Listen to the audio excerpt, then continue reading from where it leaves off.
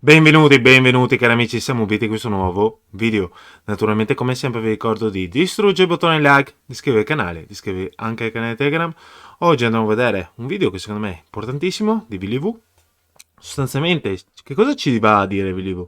Attenzione, perché i precedenti due cicli di Bitcoin del 2013 e 2017 dal mio punto di vista sono molto diversi e per cui andiamo subito a vederci il video e poi a commentare. 4-year cycle. I feel like that's I want us to break the 4-year cycle. Well, really, I really want us to break the 4-year cycle because a predictable 4-year cycle is really good for an individual who understands how to play it and plays it. Right, it is, but I want it over with. Yeah, because I want to take that volatility out. I just selfishly, I want Bitcoin to be more usable as a unit of account for me. Yeah, exactly. And it's the 4-year cycle is that 1 year, and it's just horrific, right? And like the way I look at it, I'm like, people thought, is it a 4-year cycle? Is it a lengthening cycle? But I'm like going, no. It's either a 4-year cycle because we're locked into the gravity of Bitcoin's miners in the halvening cycle, and then there's the macro cycle, which these are gravitational pulls, and it's gonna we're gonna go 4 years, or we're gonna get pulled into the macro economics, which is roughly 10 years, and we're gonna go binary to being correlated to any other world asset. It'll be like that. And come prima introduzione, che cosa ci dice VLV? Nei precedenti cicli avevamo l'halving, come sempre, e il lavoro dei miners, no? Oggi è molto diverso, ok? Perché abbiamo un quadro macroeconomico molto differente.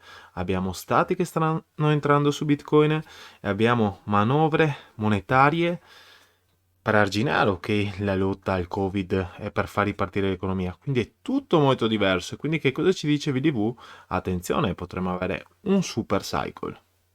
So if we break this, and let's say it doesn't start caving in 2022 and it just falls back into another 4-year thing, but the demand and supply is sufficient for that escape velocity, and all of these complications and interactions of the new Bitcoin ecosystem, and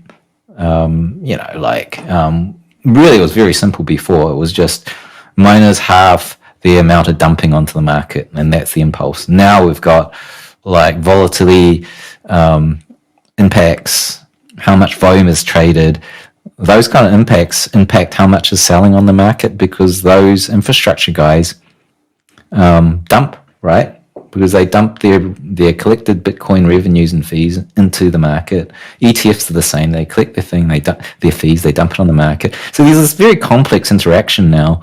And so one thing that I can see is highly probable is that a little bit tell me, is Dan Howard super cycle, is he saying we skip a cycle, or is he saying this is the full-on thing and we no longer? He's saying, he doesn't know. It's a theory, a bit like Plan B's S2F model. Ok, cosa ci dice VLV sostanzialmente? Ci dice, attenzione, questo momento è diverso, Bitcoin sembra come un ubriaco, ok? Data l'estrema volatilità, se voi andate a guardarvi anche il grafico, effettivamente ubriaco, va su, va giù, va su, va giù, e quindi non riesce ad andare in maniera rettilinea. Quello che avevamo avuto precedentemente negli anni prima, anche nel 2017 avevamo avuto un retest di circa il 50%, stessa cosa anche nel 2013, però attenzione, perché quest'anno è diverso. Ora ci andranno un po' a parlare anche del modello dello stock to flow di Plan B, che l'abbiamo più volte visto noi insieme, ma continuiamo perché questo video secondo me è molto interessante. Is a model, and S2F is a model until it breaks, right? So the model will either continue through and we will see 150, 200,000k Bitcoin, and then we'll drop whatever, and the model will continue, or it breaks. Dan's is similar. It's a theory. He has a theory that we might go into a super cycle, and I'm trying to remember it because I covered it in the show with him. I asked him what would cause it to be a super cycle, and I think he said it would be less. I'm trying to remember, less than a 50% drop from the top, because we've been used to 80%, 70 to 80%. Be less than 50%, from the top and then continue back up.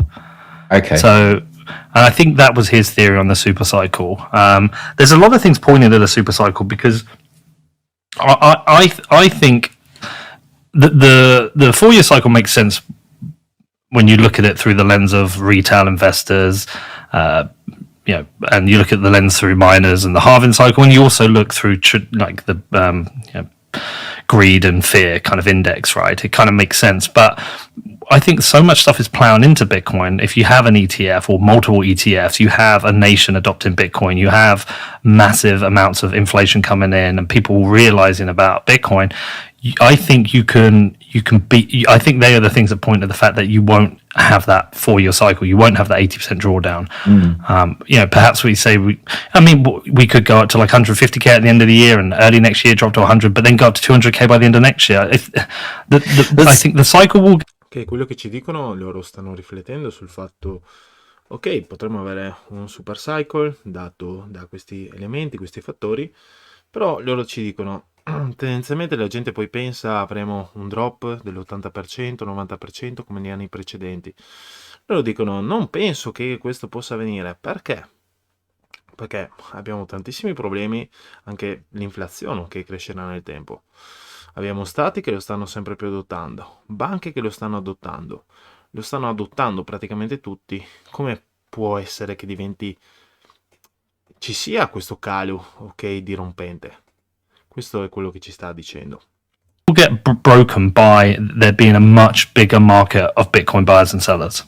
Yeah, so like when I think of cycles, I think about the x-axis, the time component, which is 4 years. And I was interested to see if these super cycles, we skip a cycle and we come back. It's an 8-year bull run, and then we come back. And but I think what's happening is that we break the 4-year, and once we break it, it's essentially like this thing that's reached escape velocity, and we're no longer pulled into the 4-year mining cycle. And you can see it already. The price is doing this drunken wander of price discovery, and it's not these nice parabolics we saw before.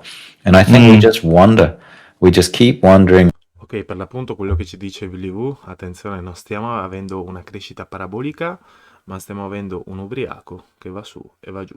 Però va sempre più su, ok, questo ubriaco, quindi attenzione. Up and down as Bitcoin adopts and gets to saturation. Without these, like 50% was the last pullback, which we just had. And like, well, that was the last one. That's a good kind of barometer of what we can expect in the future, and it'll get less and less and less. And then we have these correlations to macroeconomics. So that's it. Like, that's the big revelation, is that it's the first solid bit of on-chain, data-driven suggestion that we've reached escape velocity. Like, that's getting me pretty excited, and I'm like going, Yeah. whoa. I looked at the options market, and I was seeing what these call options were, making a bet out into 2022 of what Bitcoin price will be, and I'm like going, well, seems pretty undervalued based on these new models. And I'm like going, yeah, the market's not pricing this in yet. I don't think they are. Addirittura quello che ci dice Willy Woo, secondo lui nel 2022 il prezzo sarà più alto, ok, di quello attuale, e che gli attuali modelli che si stanno facendo stanno sottostimando Bitcoin. So I don't think so. yeah, so like I think it's a very interesting opportunity, because everyone's thinking one thing, and the latest stuff we can see in the data between the investors is that it's not going to repeat, and this cycle is not a 2013 double pump and a blow off top. This is completely different. This is the new 2020 onward cycle, which we've never seen before. And I mean, even at the start of this year, I see the structure is completely different from 2013. Like, Ok, quello che ci dice è un qualcosa di forte, perché ci dice questo ciclo non è come il 2013, non è che avremo un doppio pump e dopo andremo giù. Questo è un nuovo ciclo del 2020, date delle condizioni macroeconomiche che ci sono ora. Ora, capire effettivamente dove arriverà questo prezzo, lui ci dice andiamo su e giù, però alla fine si va sempre su. Questo è un po' la sua idea. like you can look at price and you go, oh yeah, it's going to be a 2013. But if you look on chain, it's like completely different structure. Never seen it before. So Yeah, and even like at the start of the year, they were going, what do you think's going to happen at the top, blah blah blah, and I'm like going, I'll tell you when we get there. With like third, fourth quarter, I'll have more information, and now it's starting to come in, and it's like really interesting. It's like, wow, this is very promising. We're going to have another run, and like forget December sell off, which has happened every other top. It's yeah, so. Yeah, it's good news. Well, like I said, I'm bullish as fuck, mate. I'm more bullish now than I think I have been at any point during this bull market. I've been accumulating Bitcoin again, and I don't like buying Bitcoin mid bull market. I don't, just in case I'm wrong. But I am accumulating again, and yeah, I'm bullish. I'm getting into the mining, and I hold more Bitcoin now than at any other point during this bull market, and and I did sell off a little bit for my little venture into buying a few cars earlier this year, but yeah, no, I'm. Che quello che ci dice poi è che lui sta accumulando ancora Bitcoin, anche se lui odia accumulare Bitcoin in un bull cycle, sostanzialmente per l'appunto non si dovrebbe mai fare, perché è più probabile, ok, che arrivi uno scarico, però questa persona, diciamo, è convinta che Bitcoin ha ancora tantissima strada da fare. Ora, lui ci dice, mi sarei potuto acquistare una bella macchina, avrei potuto magari acquistare una bella casa più grande, però sto accumulando Bitcoin, ok, magari molti di voi sono in questa situazione in cui, dati i rendimenti, ok, fatti, potrebbero avere dei beni, diciamo, migliori a livello materiale e così via, però magari credono fortemente in Bitcoin.